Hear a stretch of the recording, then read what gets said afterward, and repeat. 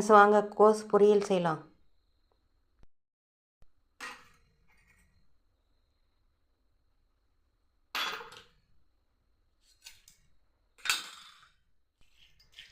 இதுக்கு தேவையான தண்ணி மட்டும் ஊற்றணும். தண்ணி இருத்து போடக்கூடாது.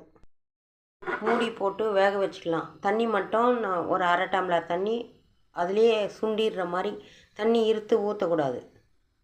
மூடி போட்டுடலாம். தேங்காய் போட்டு அரைச்சிக்கலாம். 1-2 ஓட்டிக்கலாம்.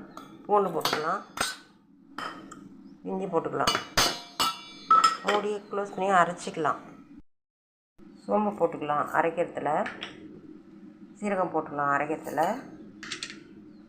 இப்போது அரைச்சிக்கலாம்.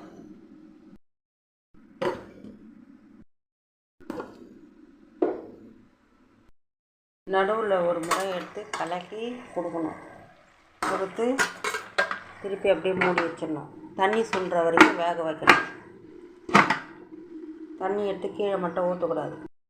காய்கறி அரைக்கிற தண்ணி இது எல்லா தண்ணியும் வேஸ்ட் பண்ணாமல் அப்படியே வச்சு செடிக்கு ஊற்றலாம். செடிக்கு உரமாகும். சமையலுக்கு தேவையான பச்சை மிளகாய் கட் பண்ணிக்குவோம். போதும். அதுக்கு தேவையானதை அதை பார்த்துட்டிங்க. தேவையானதெல்லாம் போட்டு அரைச்சி வச்சிட்ருக்கேன் குறப்பாக. போட்டுக்கலாம்.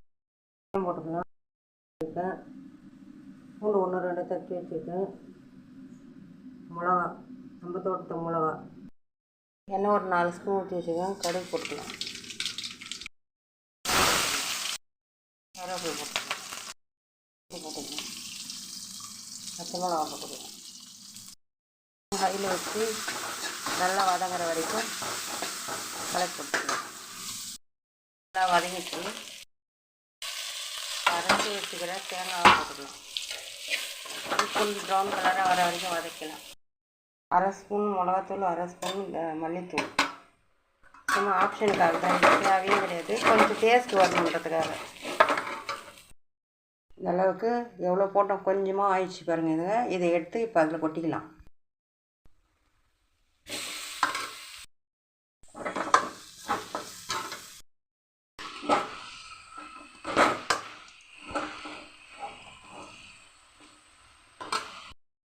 போட்டுக்கோங்க. பத்தலை.